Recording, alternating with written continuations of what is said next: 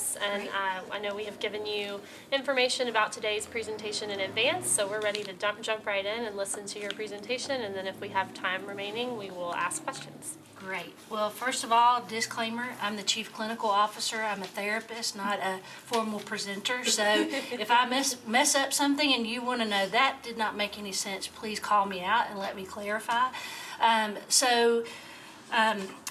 Would you like me to just begin here? Sure. Okay. So the Next Door, I'm not sure if you're familiar with us, but the Next Door is a nonprofit. We were founded 15 years ago. We're actually celebrating our birthday this year.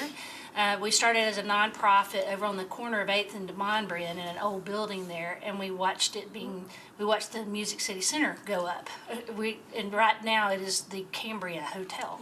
So we were in that building until we leased it for $1 a year for 10 years from First Baptist Church, and then from there we outgrew all of our space and were able to get some property over on 22nd Avenue, right across from Hospital Row. So where the Dailies is across from St. Thomas, and there's a conveniently located Starbucks right across the street. We're the building behind the Dailies Market. So we're close to pretty much every emergency room in Nashville, which is very helpful when you're serving women in addiction. We provide a full continuum of treatment services, and that's for only women. We have 82 beds in our facility, and we serve women who need medically monitored detox, where they can't withdraw safely without some medical assistance, or that could be, life-threatening. We have residential treatment, and we have partial hospitalization. So for women who can't really be away from their homes, away from home at night, who need to be with their children, they can come to treatment every day, and that's 5 hours a day. And then we have intensive outpatient treatment, and that's 4 days a week. So we gradually, our goal is to develop a relationship with women, and then over time be able to step them down through the levels of care, and then have into our aftercare program where they can stay connected to us at any point. So addiction is a chronic relapsing disease. So presently it's taking about 8 years to combined to have 1 year of sobriety. And primarily we're dealing with opioids. Alcohol never went anywhere. We still have alcohol as the number one way people treat their depression in America. It's still there. But as you all know, I'm sure you know, the opioid epidemic is, ravaging every zip code. And our city is not any different from that. We have a big conundrum when you're dealing with opioids. Not necessarily we're not seeing as many of the prescription drugs anymore. We're seeing a lot of heroin. And of course, trusting the drug dealer to give you pure or clean heroin is kind of a joke that you trust the drug dealer. Many of them, that one dose is the one that kills them with fentanyl. So when we have an opportunity to engage, we intend to make full good use of it with our clientele. One of the gold standard for treating women in active opioid addiction today is with MAT, medication-assisted treatment.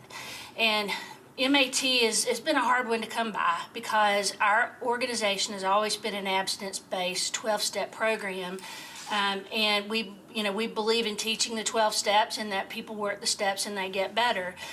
The difference is with opioids, when you try to come off of the opioids, you become dope sick, meaning you get so physically ill and emotionally ill that you have to go and take more opioids in order to not be sick. So it keeps you in this terrible loop of having to stay on opioids to not be sick, and then you want to come off the opioids, you get sick again. So it's really important that with the fentanyl-laced substances out there now, we need a different way than the traditional way of treating addiction by providing medication to assist women, so when they're taking medication, that when they go and relapse, 91% of people in treatment will relapse after they leave treatment for opioid addiction. So this has got to be a long-term commitment for treatment providers, and that's a national average. So, when you get them there and you want to equip them with tools, their brains are not healed long enough to be able to make quality, rational decisions because it takes the brain 18 to 24 months to heal from active addiction. So when they leave treatment and they don't have all the skills and tools that they need, and they're not able to think clearly and make rational decisions, we got to have something else to interrupt that opioid use. So that's what MAT does. MAT comes in different forms. Vivitrol is one of those forms, and it's basically a drug that you take once a month. It's an injectable that will not allow you to overdose. It chemically blocks the ability to overdose. So that gives us time to keep women alive long enough to treat them, and that is our goal. Eventually, abstinence is the goal for everyone, but not everybody can get there the same way. And we're risking, at this time, losing moms and their children are going into the care of families or into the system, and we want to keep them long enough to treat them and reunite families. So our proposal is, we have a wonderful physician. His name is Dr. Michael Ferry. He is a psychiatrist with addiction training who has joined our team. We are planning to open the recovery care clinic at the next door sometime this summer. And it is a licensed program where women who are underserved can come into our clinic and not just get medication, such as the other pathway would be buprenorphine, which is you could take it in several different ways, a strip or pills, that will again block the ability to get high. So if you don't get high, there's no payoff, but you don't get sick either. And that's why MAT is so important. And so we want to give women the opportunity to come and get their medication from our physician, and also go to therapy and meet with a case manager to help her manage other circumstances that are going on in her life, such as loss of housing, needing services for her children, etc. So that's our proposal. We serve women from all over the state, but we do serve women in Davidson County. In Davidson County, we would like to see those numbers go up, because right now, without the ability to have a recovery care clinic and continue to see women on a long-term basis, we're having to refer women out from our residential care when they step down out to other facilities to get their medications. We want to keep them in our services where we know those women and be able to provide continuity of care for them and work with one physician through the entire process. So how many women in Davidson County are you serving versus your total population? Last year we served 1,400 women, approximately 1,400 women. This year we're on pace to serve about 1,500 women. Of that percentage, we're treating this year to be about 23% at this point are from Davidson County only.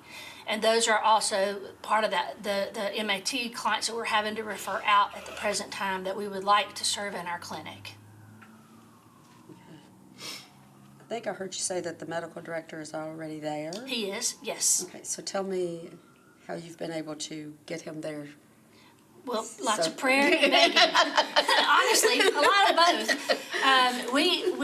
We actually stole him from one of the psychiatric hospitals, and he has experience with MAT, and we did not have experience with MAT, so we felt like we needed that expertise.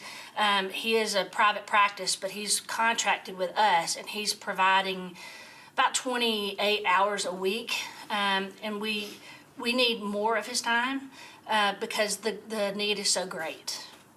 And we also want some help in order for us to really open up the MAT clinic. We've got to have him because a physician is the only one who can prescribe MAT in the state of Tennessee.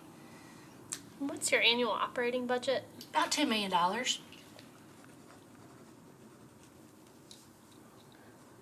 And I don't know if you know this because of how you introduced yourself, but Metro has supported you all in the past. Could you just maybe recap for us what type of support you've received from Metro? I think it was during this transition when you guys were going through your relocation.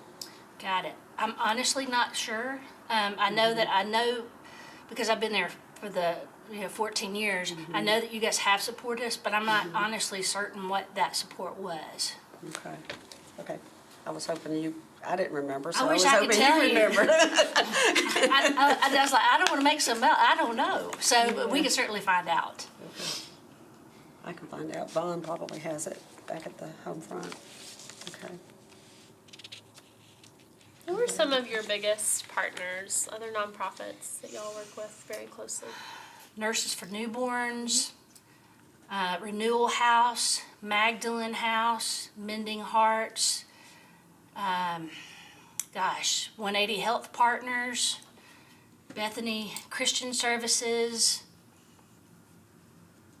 the Family Center, Sexual Assault Center. Because we're dealing with women and trauma, which is always part of addiction, we rely on those community partners, and honestly, at any given point, any of our women could be in any of those places. So we together form a safety net. Mental Health Cooperative is one of our biggest partners.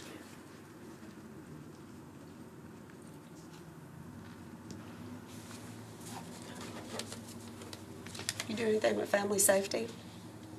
We actually just went to the open house and found and one of our employees who grew up in the domestic violence treatment area went to that and was like, man, this is the bomb. You know, we got to go over here. We really would like to be a part of that process for addiction for women. Because they're going to come in with all kinds of things that might be an entrance into helping them learn new coping skills aside from using drugs. So we have big visions for how we can help them. Okay. It's a beautiful concept. So you have 21 apartments where women could live longer term, but you serve well over 1,000 Yes, people. yes. We have Is that a year? we have our treatment program is on 22nd. Right behind us is the Freedom Recovery Community on Clifton. And that's an important part, being right there across the street from Hospital Row. We're also right in the edge of one of the most challenging drug-infested areas of Nashville, North Nashville. So we really draw from that area as well. We have the apartments are called Freedom Recovery Community, and that's 21 apartments for women who are in recovery from addiction, and most of them have a diagnosable mental illness that's also being treated. Permanent housing, permanent affordable housing with support services on site for the women and their children. So right now I think we have 20 kids living over there with their moms. And a waiting list of about 40 to get into those apartments. And it's permanent, so they can be there for as long as they would like. That's How right. do you decide or work with a client to decide when they're ready to live independently if that time comes? They usually tell you, Yeah. you know, like there's a covenant that they all sign, basically where they are going to be good community members and help each other raise kids and take care of the facility. And if they've gotten into a relationship, you know, they've gotten a good job and they're ready to move on and raise their kids somewhere else in their own place, they typically you'll know they're ready to move on to that next level. So of the 70, about how many per year probably move on? Of the 21 apartments. the 21 Yeah, apartments, the yeah. 21 apartments, we'll probably have 6 to 9 will move out within that year. We have one woman who spent 34 years in prison, came out and was never leaving that place. She'll tell you that. That's her home. She's the mayor. So she's not going anywhere. So there are going to be situations like that where she's like, this is my place. I'm not going anywhere.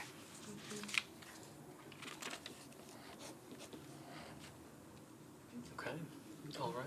I'm good. I appreciate it. Thank you very much. Thank you so Absolutely. much. Thank you. Thank you guys for your time. Yeah, have a good day.